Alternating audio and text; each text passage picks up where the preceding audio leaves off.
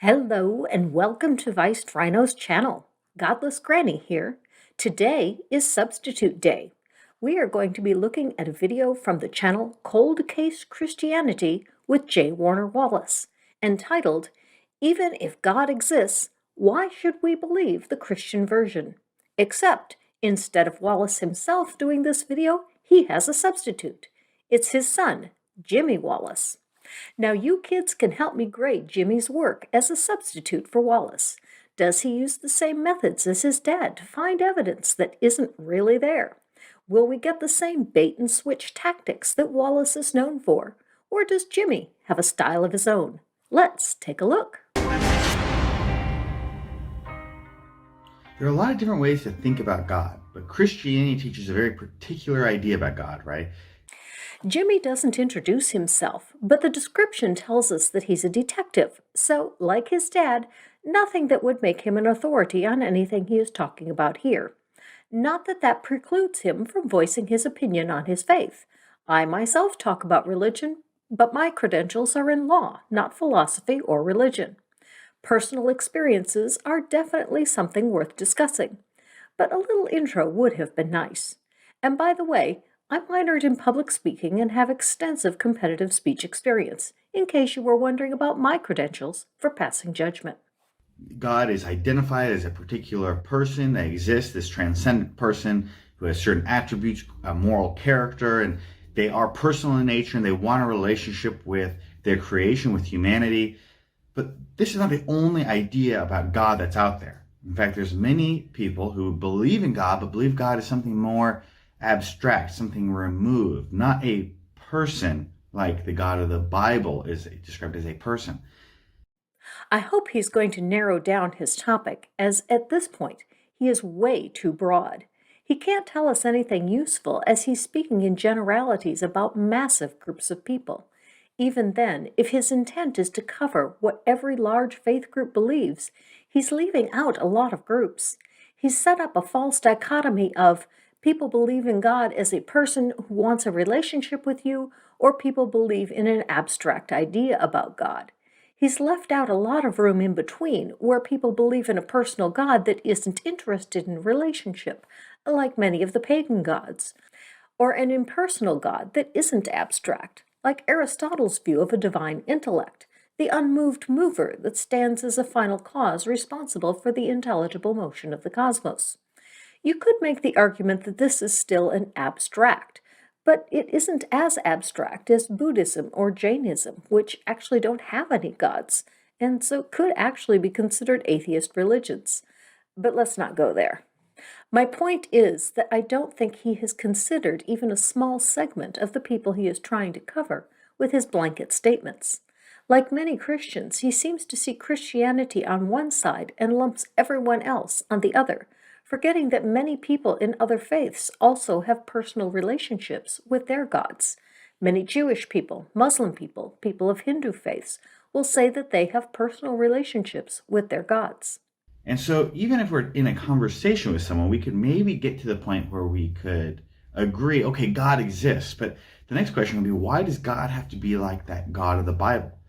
Well, one of the big things about the God of the Bible is that they are personal in nature. A person in the same way that we are persons. So we can have a relationship with this person. This person has thoughts. This God has thoughts and desires and a certain character.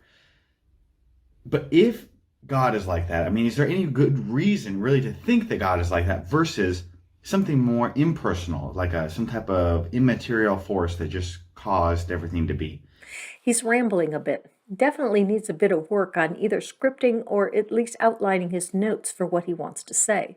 But he did finally get to a good question. Is there any good reason to think there is a personal God? Let's see how he answers this one. Well, I think there's a number of good reasons to believe that God is personal in nature, and one of these things is something that I see in nature, in science. You know, the Bible talks about... Wait a minute. First you said you were going to tell us how you know... to believe that God is personal in nature. From... I see in nature, in science. But when you describe what you see in nature and science that tells you that there is a personal God, you jump to... You know, the Bible talks about... The Bible isn't nature or science. Obviously, the apple has not fallen far from the tree. This is exactly what we get from Wallace Sr. as well. He promises you one thing, but delivers something different. In advertising, this is called bait and switch. Looking at the world around us to see something about the character or the existence of God. Now he's changing the question. You had a good question. You set this up where we were going to grant that God exists. Point where we could agree, okay, God exists. I was willing to grant you that for the sake of argument so we could see how you were going to show that a God has to be personal.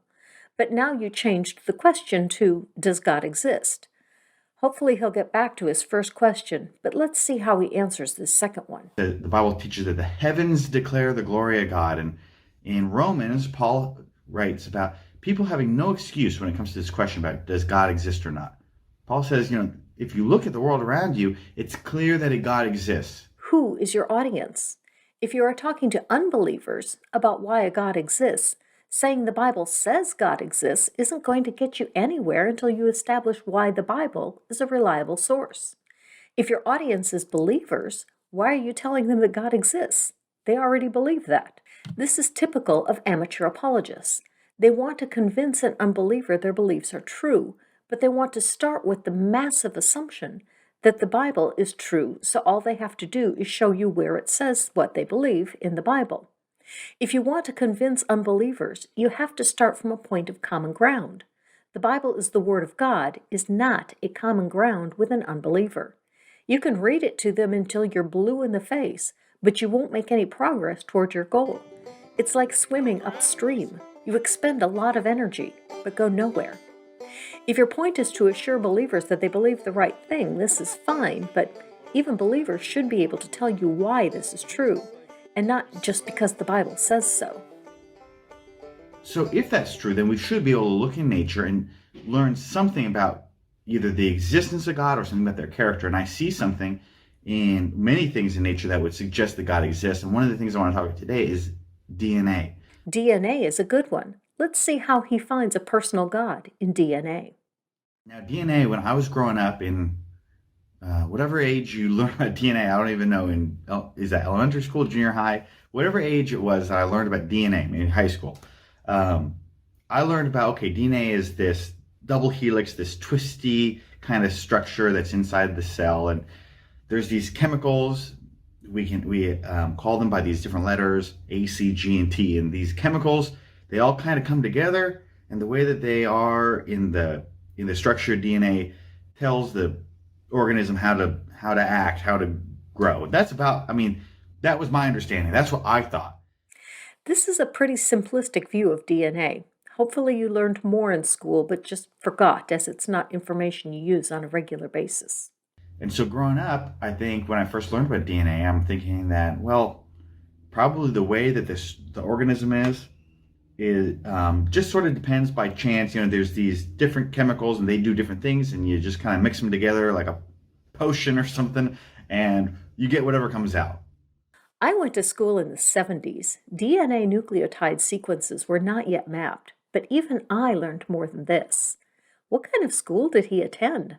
Maybe they used Answers in Genesis material.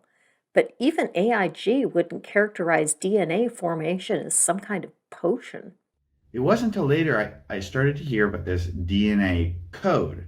And when I first heard about this DNA code, I just thought, oh, you're just referring to the way that these chemicals just happen to line up. But each chemical, in my mind, I'm thinking, oh, must have a unique, and like each chemical does its own thing, and it just happens to be sitting next to the next chemical. And yeah, they interact, but that's about it. I feel like he's setting this up to be atheists think DNA just mixed together and ended up with the genetic sequences we have today. I hope that isn't where he's going. The reality of DNA, though, is that the chemicals in DNA, the reason that we can ascribe these letters to them is that they work together in the same way that letters in language would work, or very similar to the way a computer program would work. You can think about one of the letters in DNA is the letter T. We use the letter T to represent one of these chemicals that's in DNA. Well, if we think about the letter T in the English language by itself, if you just wrote T on a piece of paper, it doesn't mean anything. It has no meaning. But there's a number of different words that we could put together that would include the letter T. Even though the letter T has no meaning on its own, once you put it into a word like stop, the entire word has meaning. And if you took the letter T out, it would lose the meaning. It would say something different. Yes, now it would say sop, which is an entirely different word. But you've jumped from one analogy to another here to set this up, going from DNA to computer code to language, ignoring the fact that these are analogies. Just because you can make this easier to understand with analogies doesn't mean that DNA is language, or that you can build DNA sequences the way we do words with letters. You can't. DNA only exists in certain sequences. Hopefully, he will get to this point soon. It may be completely meaningless if you take the wrong letter out, but the letter on its own doesn't really have meaning. Well, that depends on which letter you take. The letter I, all by itself, has meaning. The meaning of the word is dependent on all the letters that are in the word. Does that kind of make sense? You could also think about the computer codes. If you ever seen a list of ones and zeros, and the way the ones and zeros in a computer code line up, that communicates some type of message. Well, this is the way that DNA works. The chemicals or the letters in DNA function based on how they are laid out in the, we could say, word or the message. Except there are no letters in DNA. The letters we use to denote nucleotides are just that, a way to refer to different nucleotides. The letters don't appear on the nucleotides, nor are they an actual language. That is being communicated. DNA not only contains a message, but contains an enormous amount of information. The DNA of an organism is essentially the blueprint for creating that thing. So in my DNA, held in my cells, is all the information it would take for me, the entire biological structure of me, to be created. So this isn't just like a single word or a single phrase, but an enormous amount of information. In fact, you could even write a message using the letters in DNA and send it to someone, and if they knew how to interpret the code, if they understood the DNA code, they could unscramble or they could translate your message and understand what you were writing to them. You are right here. DNA has an incredible amount of information stored in it. Let me guess. You can't see how this could happen without a God, therefore God had to make DNA? Because DNA works in so much like a language or like a code. I think a code is a little bit better way to describe it, but it works similar to these other ways we have of communicating. I will say I'm not impressed with the way you are communicating. Lots of talk, but little substance. So far, all you've said is DNA is cool and contains an incredible amount of information, and you're more than halfway done. Our question here is, how could we explain where this information comes from? If you think about, you're walking down the beach and you saw the letter T written on the sand, you might think, okay, probably somebody was walking by on the beach here and just wrote the letter T and walked off. Maybe there was more to it and it just got washed away. Maybe you can imagine that through chance, the waves or somebody walking by and just some type of combination of events, a T came about, and it wasn't really meant to be the letter T, it just sort of happened. Yep, that's a definite possibility. The letter T is a simple structure. It could easily occur, even by two crabs walking in different directions. And maybe you could even explain this for a couple letters. But it would be difficult to see an entire word like the word stop written and believe it came up by chance, because it's not only that the shapes of the letters themselves have appeared, but they're placed in such an order as to communicate a message. Now, you especially would think that it probably couldn't be by chance that an entire sentence or series of sentences could be written simply by chance. And this is the problem with DNA. The DNA has such extensive and enormous amount of information, and each DNA, the DNA for each organism has such an extensive amount of information that explaining how this could come up simply through chance, it would be essentially unthinkable that something like this could arrive by chance. Jimmy makes several errors here. First, that DNA is made up of lots of different signals that are strung together to make language, in the same way that letters make up words, which make up sentences, which make up a story. DNA has 4 types of nucleotides, which make up what Jimmy is calling code. Thus, if you were to compare it to language, it would be a language with only 4 letters. Jimmy's second error is in thinking of these signals as a language, though it's understandable as even scientists refer to DNA as code or language, as it's an easier way to visualize it. But a more accurate term would be a signaling system. Each nucleotide sends a signal that is only understood by a ribosome, which in turn creates the matched pair of that nucleotide, which is then used to make a new DNA strand. It's a really cool process, but it's an entirely natural process. No God needed at any step in the equation. Jimmy's argument is an appeal to incredulity. He can't think of a way the DNA could evolve without a God, therefore it didn't happen. I think you can see the fallacy here. Just because Jimmy can't think of a way that it could happen without a God doesn't mean there was a God involved. Just like if I can't think of any other way than a human thief that my ring could have moved from a table, doesn't mean that someone stole it. A bird could have flown in the window and taken the ring. A strong wind could have blown it off the table. Just because I didn't think of those things doesn't mean they didn't happen. In fact, some scientists have started to postulate, well, it's so impossible to imagine that that information could arise by chance through some unguided process, that maybe there's some force in the universe that we don't understand that draws these chemicals together, and there's some sort of unknown, heretofore unknown scientific law that just forms information from nothing. Borrowing a bit from Godless Engineer, I really would like to know who these scientists are that think it's so impossible to imagine that DNA could arise by chance, that a force we don't understand would have to have guided it. Unfortunately, Jimmy provided us no bibliography with his work. You get an F on the bibliography, Jimmy. So we have no way of knowing where he got this idea from. Most likely, it's a hasty generalization. Jimmy can't imagine how DNA arose, so scientists must also feel the same perplexity that he does.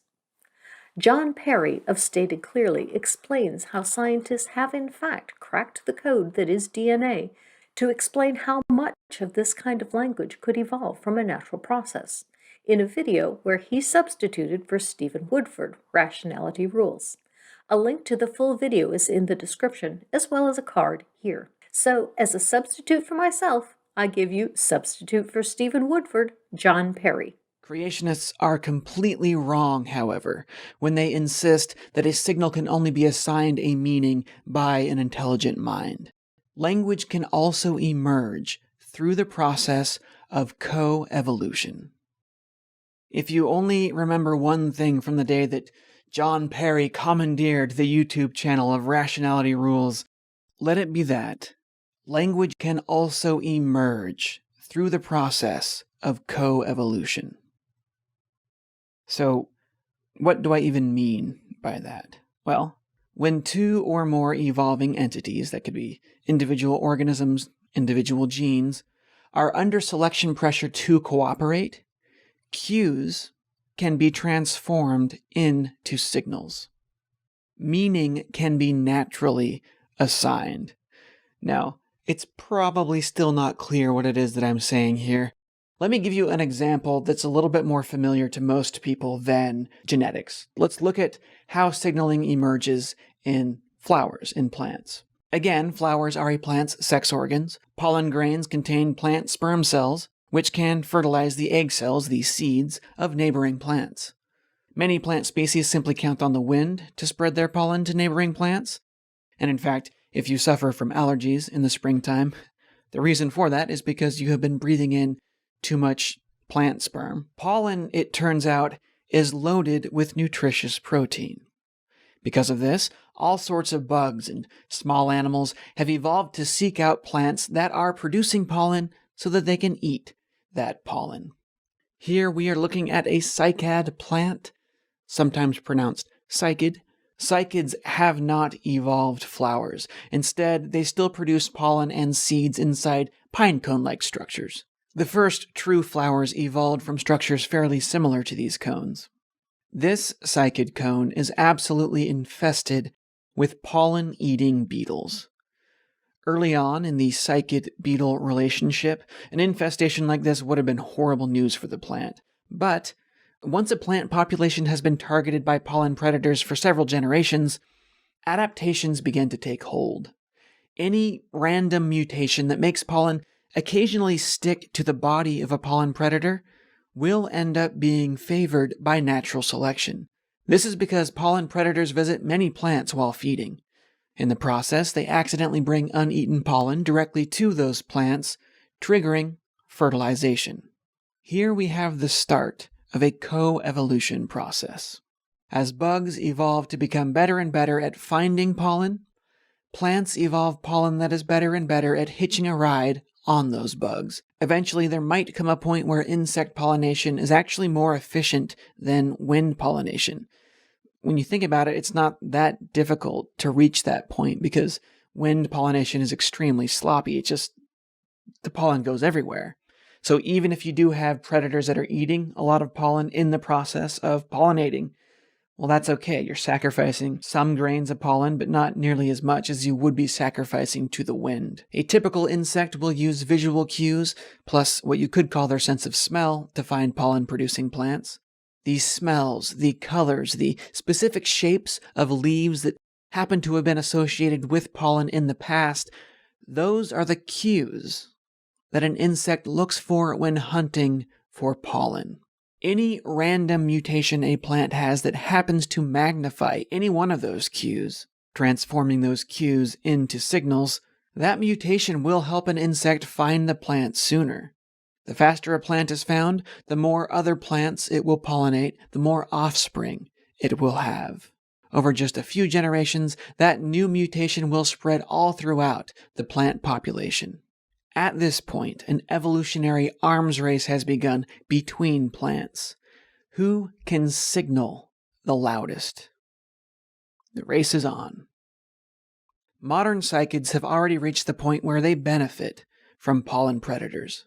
While they have not yet evolved anything we'd want to call a true flower, they have evolved brightly colored pine cones which beetles can see from a long distance away. They've also evolved strong-smelling molecules which they release into the air when pollen is ready. The stench is somewhat foul to our noses, but heavenly for these little beetles. True flowers and their languages can be extremely complex. Language complexity depends on the species, but flowers can send many different types of messages to their pollinators. These include specific signals for when pollen is ready, whether or not nectar is also available, and some species have even evolved signals that warn pollinators if they've already been pollinated and will no longer be providing treats. It's because it's so impossible or so unreasonable, I guess is a better way to put it, to assume that information, specific information that communicates a message, could come from some unguided process. Now Jimmy calls this an assumption just because he doesn't understand it. I wonder if this is how he handles his work as a detective. If he doesn't know who burglarized the store, does he say, well, you're just assuming that the store was burglarized because the window is broken and some of the jewelry is missing. But we don't know who did it, so it's just an assumption that the store was burglarized. I can't investigate a crime based on an assumption that a crime was committed. No, of course not. The broken window and missing jewels aren't just the basis of an assumption. They are the evidence of the crime. They are what you use to conclude that a crime was committed, so this is where you start your work, your investigation into who committed the crime. Jimmy, you need to do the same thing here. The existence of DNA in natural things and the knowledge that natural things evolve from natural processes should be the evidence to you that you need to start an investigation. You need to look where that evidence takes you to find out if a natural process could create DNA in its current state. If you look in the right place, the science articles on the evolution of DNA, you would solve the problem. What doesn't solve the problem is throwing up your hands and saying, I don't understand it, so it must be a god. I certainly hope this isn't how you go about your detective work. But now we're postulating laws that we don't even know that exist. We can't imagine this information coming from chance, from some unguided physical process. In fact, if you really think about it, the only known source of information, the only time that we've ever seen information come from anywhere in the history of the world is from people. Jimmy needs to get out more. John Perry just explained how plants communicate information to insects. We also know that bees dance to communicate with each other. Lots of animals communicate. Whales, dolphins. But there's no other known source that creates information that is meant to communicate something. Has Jimmy never heard? Old MacDonald had a farm, E-I-E-I-O. And on his farm he had a cow, E-I-E-I-O. With a moo-moo here and a moo-moo there, here moo, there moo, everywhere moo-moo. Old MacDonald had a farm, E-I-E-I-O. And on his farm he had a pig, E-I-E-I-O. The only thing we know actually can produce information is a person. Or an animal, or a plant, basically anything that is alive. And now we're finding information within the cells of every living thing. That would suggest to us that not only is there a God out there, something that created these living things, but that this thing is personal. How did we get to a God? Even if you start from his premise, the only thing we know that can produce information is humans, then add your second premise, humans have information in their DNA, we don't get to your conclusion. Therefore, a God made that information. Your first premise says only humans create information. The only conclusion you can draw from that premise is that humans created their own DNA. Before you can get to a God creating anything, you need to at least get a God into your premise. He's trying to make a God in the gaps argument. He doesn't know how this happened, so it must be God. But he doesn't even get that right because of the way he worded his first premise, excluding even God as a possibility. It's a person like you and me because it's capable of creating information and communicating a message through a code. Now he has God being like humans. Since gods were created by humans, it's not surprising that they would be like us. But I'm finding his reasoning completely backward from where most apologists go. Instead of having God being greater than humans, or setting up the argument that something beyond a human mind had to make DNA, he starts from only humans can do this, so it must be God. It doesn't even follow. The most reasonable explanation for the existence of information in DNA is a personal being. There's no other known explanation.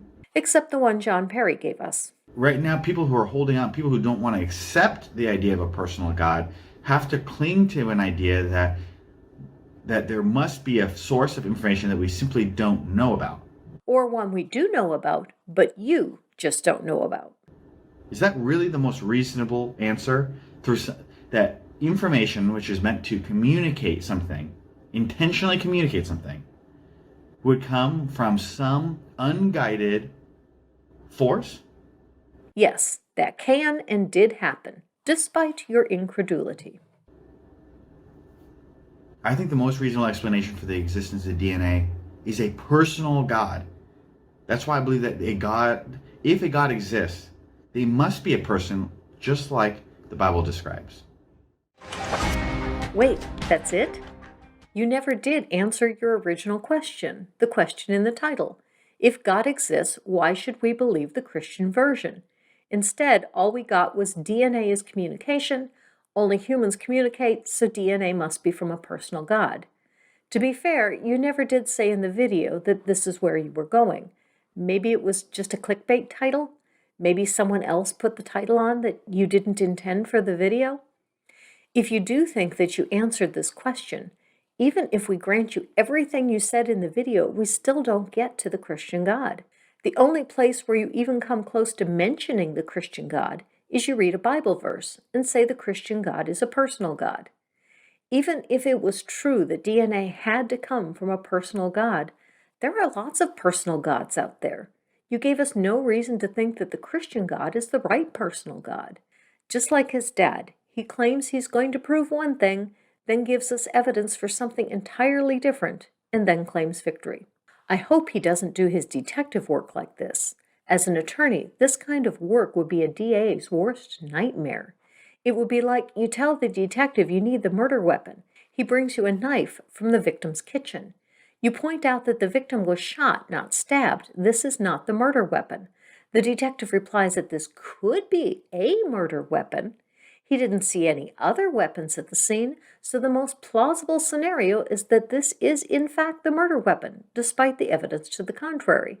That a knife wasn't the cause of death, there's no blood on the knife was still in the knife block with the others, and so on. Just as bringing me a knife as evidence as a shooting victim's murder weapon doesn't make for a credible case, pointing to DNA doesn't make the case that we should believe in the Christian God. So in the immortal words of Sister Mary Elephant, Jimmy, Thank you. thank you. Live your life.